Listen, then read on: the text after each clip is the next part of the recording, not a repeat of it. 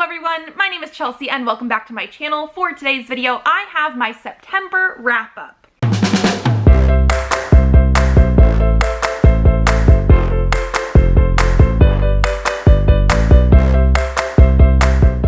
So in the month of September, I read 46 books. Now, 31 of those were manga, and I did a separate video wrapping up the manga because I did do the 30 and 30 manga challenge, and so that is in a different video. I will have it linked down below for you. So in today's video, I have 15 books, though, that I want to talk to you guys about, and my stats.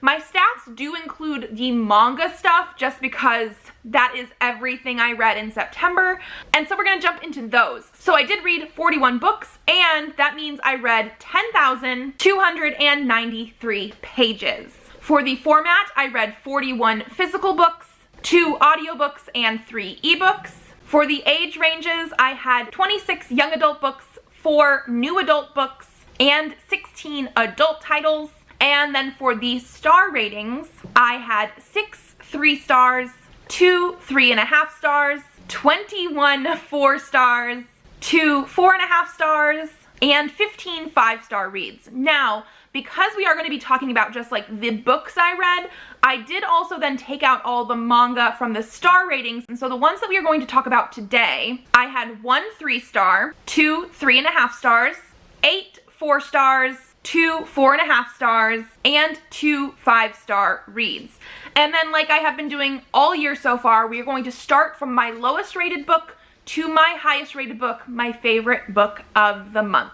So starting with my only 3-star read, this book is actually one that I did a reading vlog for. I will leave it linked down below, but I read 3 horror books that Christina from Northwest Readers sent me to borrow, and I do have them with me here. I will send them back as soon as I'm done filming this video, but my 3-star, my lowest rated of the month, is going to be Sabbath of the Fox Devils by Sam Richard. So I did talk about this in a reading vlog, and I went into a little bit more depth, but this one here, I think my expectations were just a little bit off for it, especially because this is supposed to be a like creature horror, satanic panic. It follows a kid, and so it mentions that it's supposed to pay homage to like Gremlins and Goosebumps books, and I just didn't quite get that. So I feel like the promotion of this, the way it was billed to me, was a little bit off. And then one big thing for me personally was the writing style of this. This is supposed to be following a kid,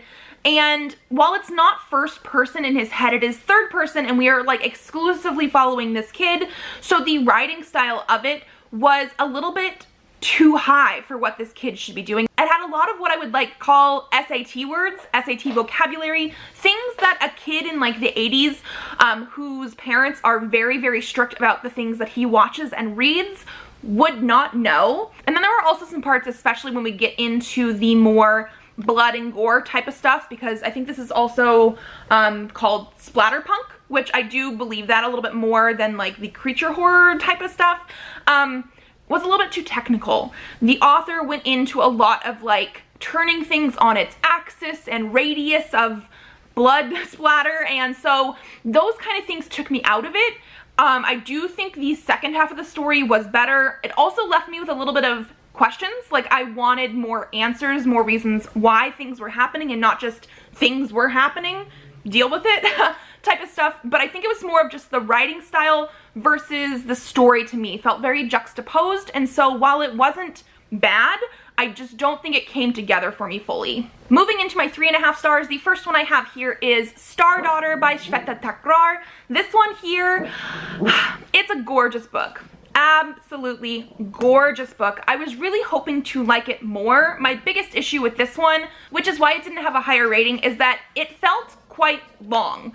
There were things going on that felt like it was dragging out the story. This follows our main character of Shital, who ends up accidentally hurting her father because she is a half-star, and so in order to help heal him, she needs to go to her mother's family, who are stars, to ask for help.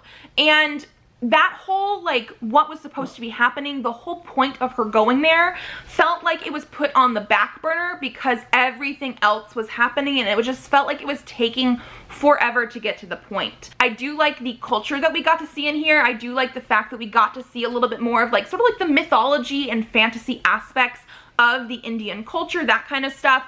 But I feel like this book could have been cut down quite a bit and still retained what it actually was, and maybe with a little bit more urgency. Like, I just didn't feel that from it. But I am curious about reading more from this author in the future. My next 3.5 stars is another one that I'm a little bit disappointed with.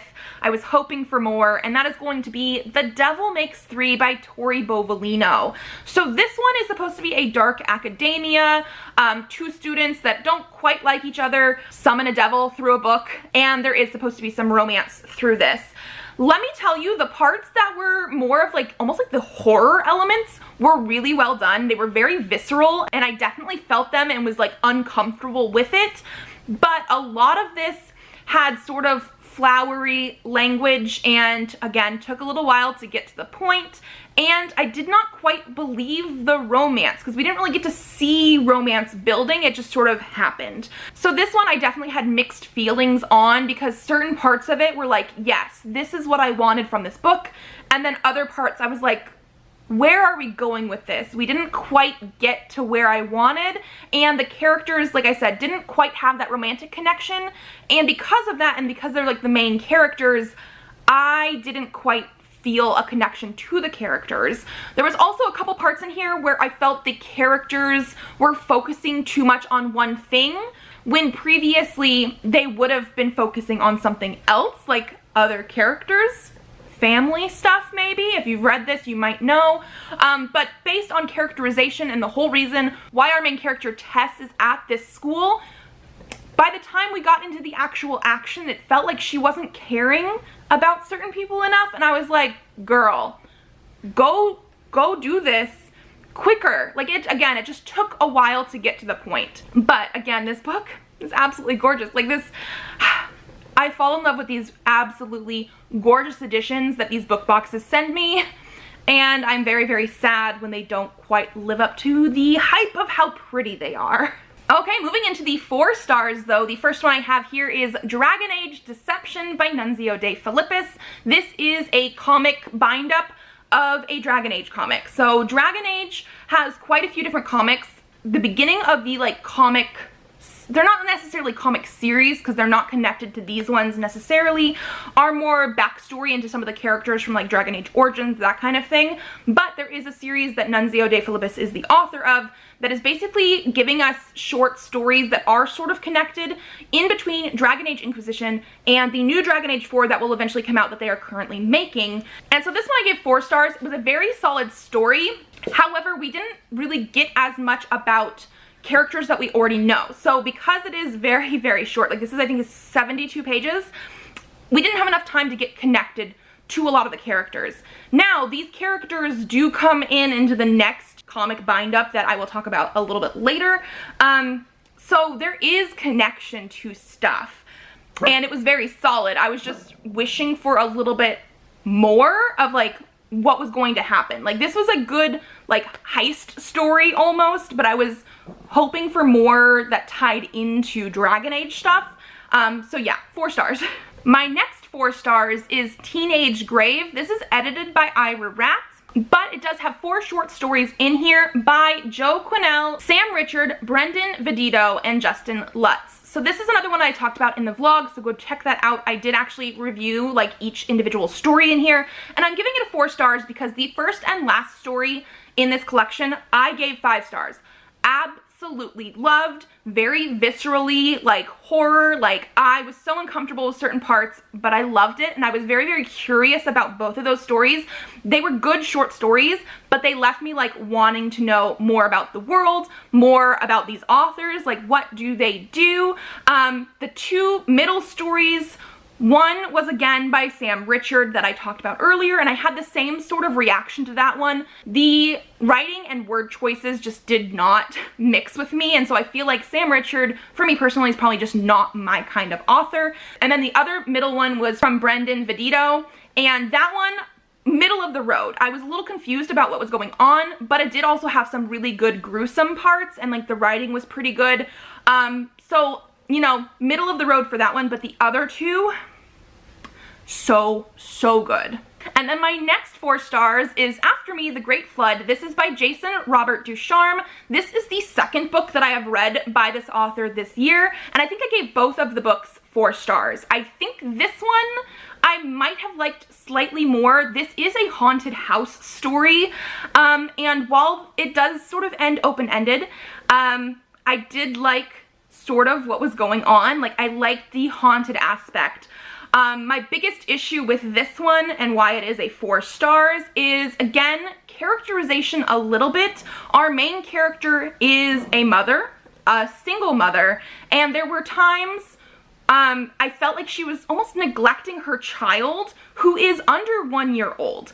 And I'm not saying that you can't necessarily have that in your story, but she was not portrayed as a bad mother, and I don't think it was supposed to be written or taken that way. But things would happen and she would just leave her child in its crib and go out and do something next door. Like, things like that where I'm just like, you should not be leaving your child overnight to go do stuff. So things like that where I don't think she was supposed to be portrayed that way. But me being a mother, I was like, I don't know how I feel about this, but overall, I do think it was a very solid, like, haunted house story, and again, I really sort of wish there was a little bit more to it because it was really good. Like, the actual horror elements were few and far between, but they were really well done. My next 4 stars is These Violent Delights by Chloe Gong. I will say I did listen to this as an audiobook, which I do think might have helped, might have hurt my rating.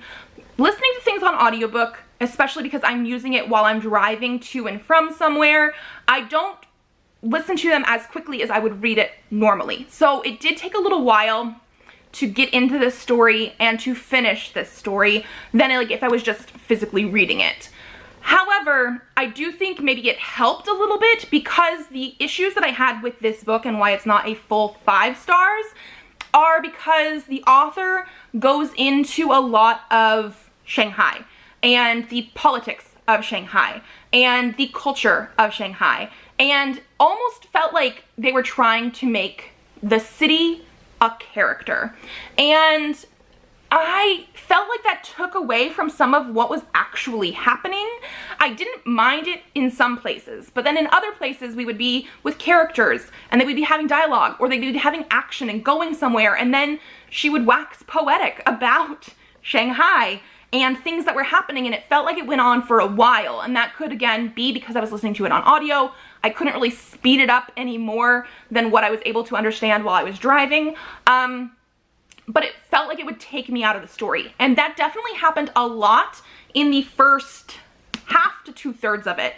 We eventually got to a point where we were really into the story and I absolutely loved the ending. I definitely need to read the next book. I will also say this has some elements that I feel are more horror-like and very gritty, and like you get into it, you know what's happening. It is very good at bringing those visuals to me, and so that stuff, even while we had the interspersing of the city stuff in here that took me out of the story, those things would always draw me back in.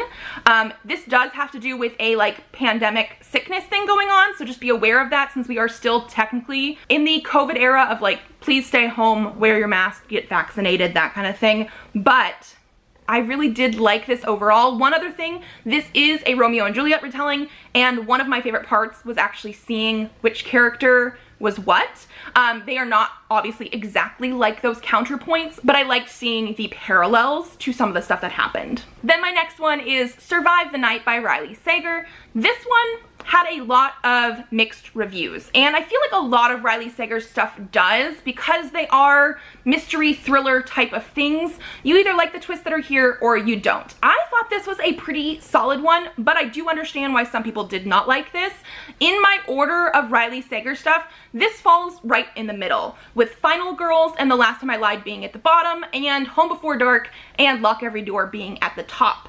This is very interesting in the fact that we are basically in a car for most of this. So we don't have a lot of different scenery and things that are going on. Our main character is very unreliable as a narrator, and I feel like that's part of the reason people did not like this. It's slightly different than the unreliable narrators that he has had in the past. Like, the reasoning for her being unreliable is different, but it does sort of go into the why near the end, and I do actually really like how it wrapped up. I'm not going to say too much more because it is a mystery thriller and you sort of need to read the whole thing to get it. But it was a really fun ride. I think I read this in like 2 days maybe, and so for what it was, I had fun.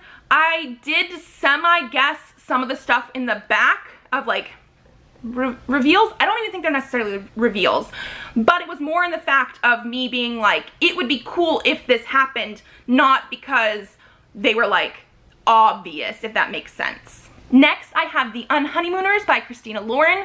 This is just my second Christina Lauren book ever. I read The Soulmate Equation earlier this year, and I do absolutely love that one, 5 out of 5 stars.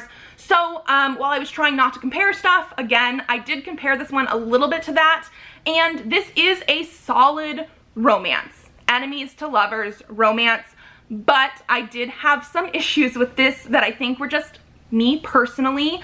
One, our main characters of Olive and Ethan are on this honeymoon because their sister and brother respectively got married, got food poisoning, and were not able to go. And Olive is trying to be her sister because they are twins in order to keep this honeymoon that was like a free prize for something. However, they talk so much about pretending to be her sister while there and not actually being married and barely even starting to date and whatever else is going on, so much that I was like, you guys are gonna get caught.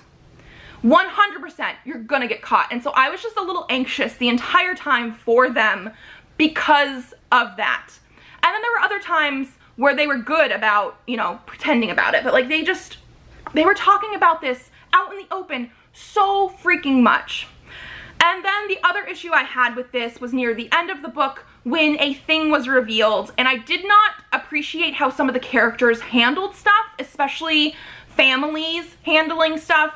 I was not able to really believe that what happened between two of the characters would have happened after knowing somebody for how long that they've known each other. Like, I'm trying to be very vague about it. It was part of the third act breakup, which happens a lot in romance books, and I'm not saying that it was necessarily a bad thing. Like, it definitely needed to happen, but the way certain characters handled it was not believable after the characterization we had already seen at the beginning of the book. So I was just sort of like, like, I understand, but I don't understand this part of it.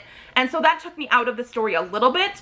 Still a very solid 4-star read, and I do absolutely love their writing style. Also, both of the books that I've read by Christina Lauren have characters that are in scientific fields. And I don't know if that happens in like all of their books or not, but I really enjoyed that aspect of it, and so yeah.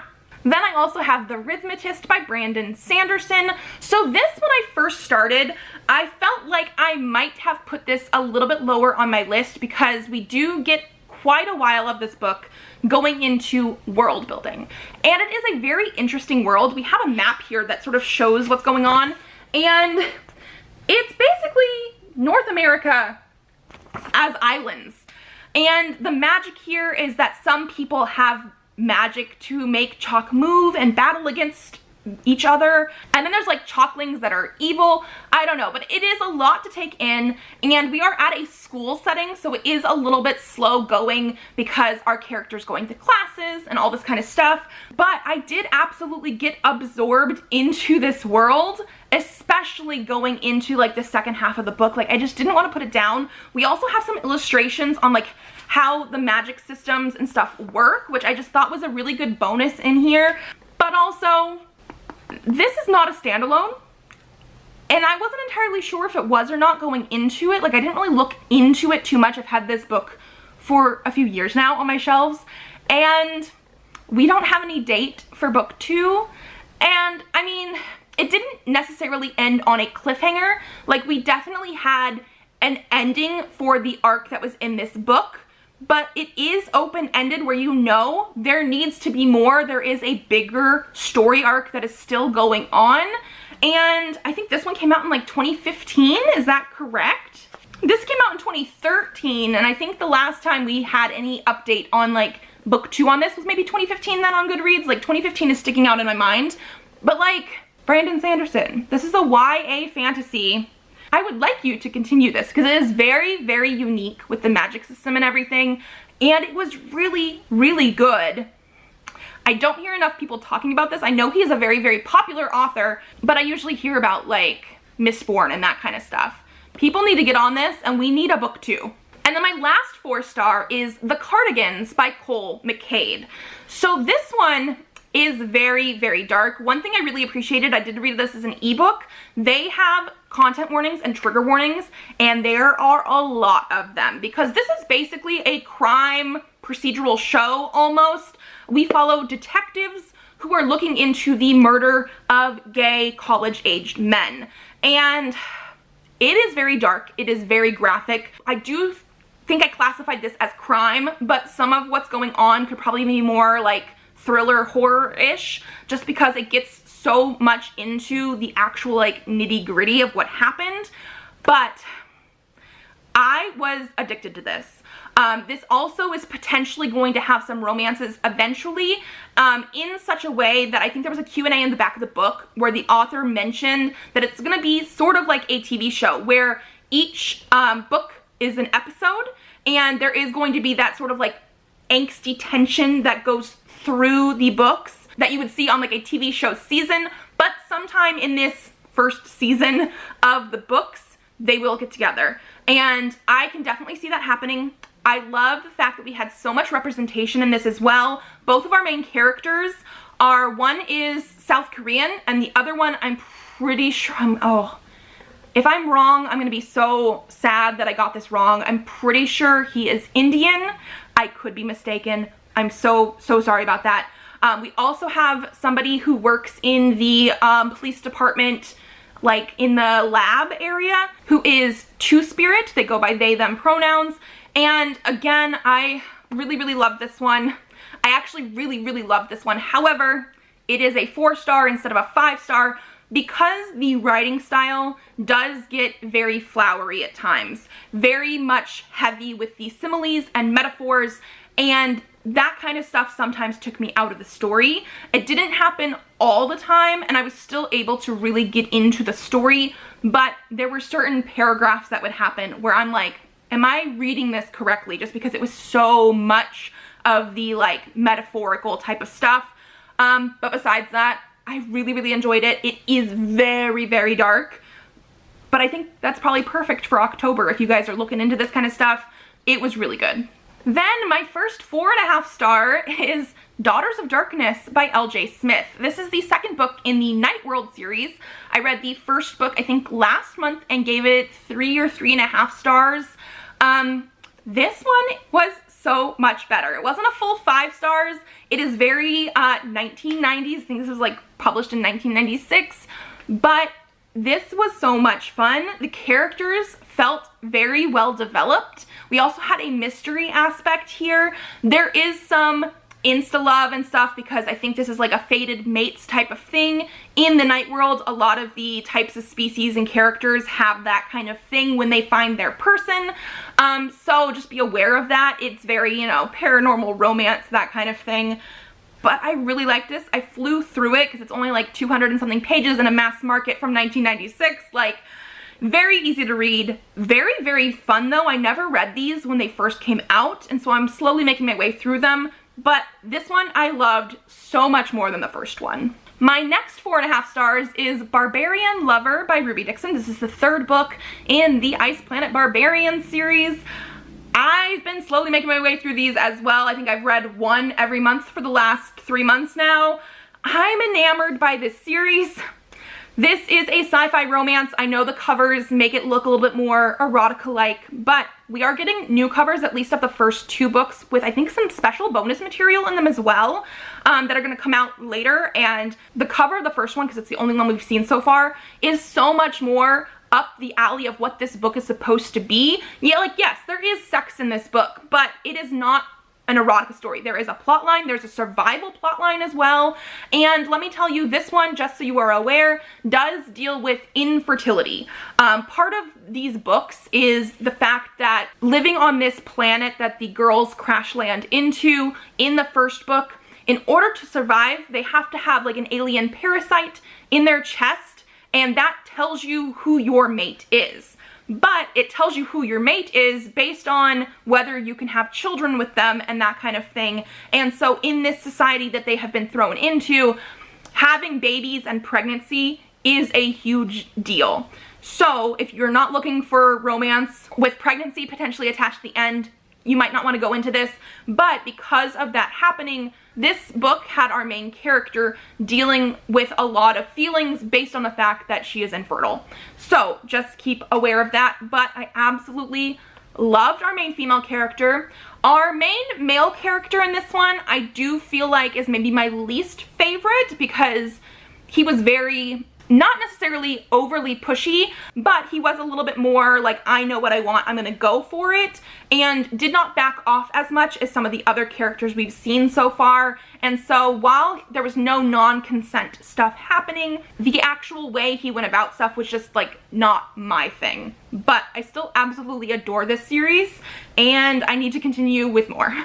And then moving into the last 2 books here, these are both my 5-star reads. The first one I have here is Dragon Age Blue Wraith by Nunzio de Filippis. So this is the continuation of the Dragon Age comics, the one that came after Dragon Age Deception. I read that one because I needed to read this one this month, and I hadn't read that one before. This one I did give 5 stars because one of our main characters in here is Fenris from Dragon Age 2. I just absolutely love the fact that we had more of his story. The characters in here besides Fenris were also ones from Dragon Age Deception, so we were definitely getting more of like the story arc, and it was just a really, really fun, solid story. Again, 72 pages, very, very quick to read, but these do bridge some of that gap between the 2 games, and so yeah, I was very happy with it. And then the last one I have here, my 5-star favorite book of the month. I actually did not expect this because it was one of the first books I read this month. It's going to be Monstrosity by Laura Diaz de Arce. This one is a short story collection, and it is a horror short story collection, although not all of the stories are purely horror. Some are a little bit more heartwarming and uplifting, and some are more like sci-fi fantasy, but not necessarily in the horror aspect. I just really, really enjoyed this one. Again, I talked about it more in the vlog that I did because this is one that Christina let me borrow, although I'm gonna have to get my own copy eventually. But we have short stories that are split in between different like subcategories. So we have like a humanity category, we have a mutation category, and we have a monster category, although I think it's all in Latin, so it's like hominem, mutatio, and monstrum. And there are 4 stories for each. I really enjoyed all the stories. Some were probably like closer to 4-star stories, but I think I loved like 5 out of 5 stars, 3 out of 4 of the stories in both the monstrum and mutatio categories. And so those ones, again, were just so well done in such a way that, like, yes, they're short stories, but I wanted more. But I didn't want more because I needed more to understand what was going on. I want more because I loved the world and the characters that she was able to create in a short story, and they were just so well done. And I think I liked the fact as well that not everything was purely horror. There are definitely horror elements in most of the stories, but as a collection, it just came together so well. Like, This is a great short story collection, and let me tell you, that is saying something because I don't usually read short stories. I don't get them sometimes. Like, I feel like I need more. And yet, there are some short stories that I absolutely love because they just work so perfectly, and that was basically all of this. Like, so good. And then that is everything for September. I do not have a TBR going into October, just so you guys are aware. I didn't know where else to specify that because I'm not gonna have a TBR video going up, so just keep in mind. I will be reading this month. I will have a wrap up at the end of October, but I don't have a TBR video for you because I don't know what I'm gonna read, and I want some time to sort of like take my time with books, mood read a little bit, get other stuff done. But 15 books in September, plus all the manga I read. I am overly proud of myself. This is not going to happen again probably by the end of the year, but that's okay. If you guys like this video, give it a thumbs up to let me know. Subscribe to this channel if you would like to see more videos. I do have videos up Tuesdays and Thursdays, so I will see you then. Bye!